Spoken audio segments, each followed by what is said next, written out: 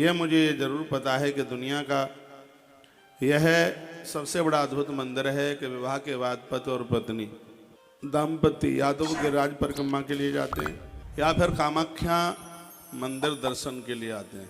कामाख्या का अर्थ होता है जो इच्छाओं की पूर्ति करने वाली, जो इच्छा दाता है उसको कामाख्या कहते हैं। जो परिवार को बढ़ाती है उसको कामाख्या कहते हैं। ऐसी माँ भगवती के दरबार में चरणों में हम और आप बैठे हैं। पूरी दुनिया में सिंदूर इसी दरबार में मंदिर में मिलता है जिसको कामाख्या सिंदूर, काम का सिंदूर के नाम से उसे जानते हैं। और इस सिंदूर को लेते समय देवियाँ 108 बार माता के नाम का जप करती हैं और यह सिंदूर विवाहित स्त्रियां ही इसको लेती हैं और वो इसको अपने काम में लेती हैं। जैसा कि वर्णन है कि ये देवियाँ सिंदूर को जब भाल में लगाती हैं तो उनका जो पति है वह कहीं भटक नहीं सकता, पराई नारी के साथ नहीं जुड़ सकता। ये इस सिंदूर की बहुत बड़ी महिमा है। ना पता हो तो ये मैं आपको बता रहा हूँ। जो पूरी दुनिया में क्या पूरे ब्रह्मांड में यह सिंदूर माता कामाख्या देवी की ही कृपा से और इसी क्षेत्र में मिलता है, इस नीलगिरी पर मिलता है जहाँ माँ का ये परिक्षेत्र है, यहीं मिलता है। बातें तो मैं बहुत बोलता हूँ, सुबह मेरा प्रवचन उधर माता के भव्य दरबार के लिए होता है। इसको कामाख्या मंदिर क्यों बोलते हैं? भगवान शंकर की प्रेरणा से कामदेव ने विश्वकर्मा के लिए तप किया और विश्वकर्मा जी प्रकट हुए और उन्होंने कहा बोलिए। तो उन्होंने कहा भगवती देवी जगदम्बा के लिए यहाँ पर एक दिव्य मंदिर का निर्माण हो। अनादि काल में जो ये मंदिर 1600 ईस्वी में फिर ये द्वारा बना। कई बार यवनों के द्वारा मंदिरों को तोड़ा गया, लेकिन इसका सबसे जो प्राचीन मंदिर है इस भव्य दरबार का, वो कामदेव के कहने से भगवान विश्वकर्मा ने निर्माण किया कराया और ये कामदेव के कहने से बनवाया गया है, इसलिए इसका नाम कामाख्या मंदिर है। इस मंदिर की बहुत बड़ी महिमा है।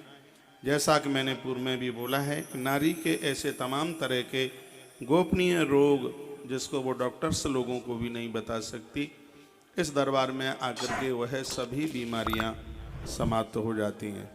ऐसी माता भगवती यहाँ का जो सिंदूर है जो यहाँ मिलता है और उसको वरदान मिला है वह चांदी की ही डिब्बी में रखा जाता है।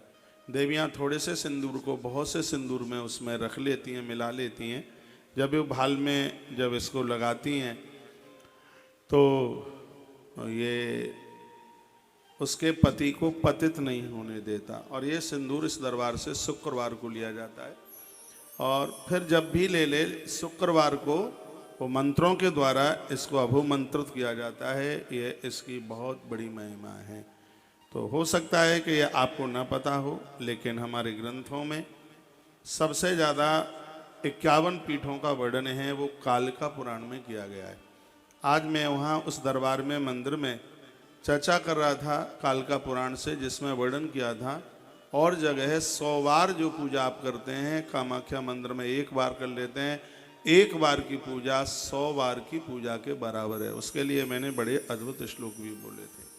और मंदिरों में 100 बार दर्शन करोगे, कामाख्या मंदिर में 1 बार दर्शन करोगे, एक बराबर है। पूरी दुनिया में तंत्र शक्ति में सबसे आगे मंदिर कामाख्या का आता है। यहाँ पर एक कुंड है जिसको सौभाग्य कुंड के नाम से जानते हैं, जिसका दर्शन आज ही हमने किया है।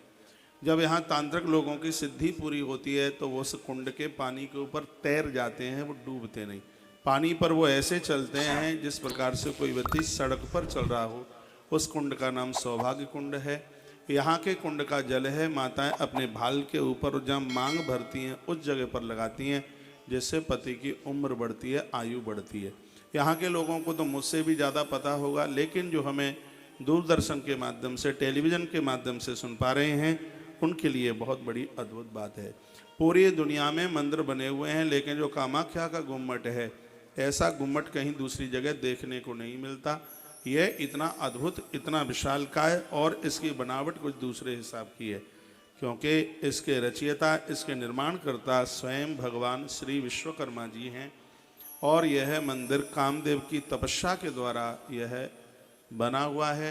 माँ भगवती जगदम्बा की 51 पीठों में से माता का योनि अंग है वो यहाँ पर आकर के वो गिरा हुआ है।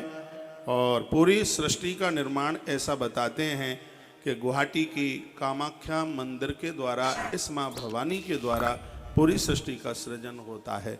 विधाता ब्रह्मा भी सृष्टि के सृजन के लिए माँ कामाख्या का वंदन करते हैं, प्रणाम करते हैं। यही देवी ब्रह्माणी बन करके जगत का सृजन, और यही लक्ष्मी बन करके पालन, और यही काली बन करके इस दुनिया का उद्धार करती है। मनुष्य जीवन प्राप्त करके जो कामाख्या नहीं आए उनका जीवन ही अधूरा है। और ये मैं बहुत विश्वास के साथ कह रहा हूँ, इस दरबार में जिस मनौती को मान लिया जावे वही पूरी हो जाएगी।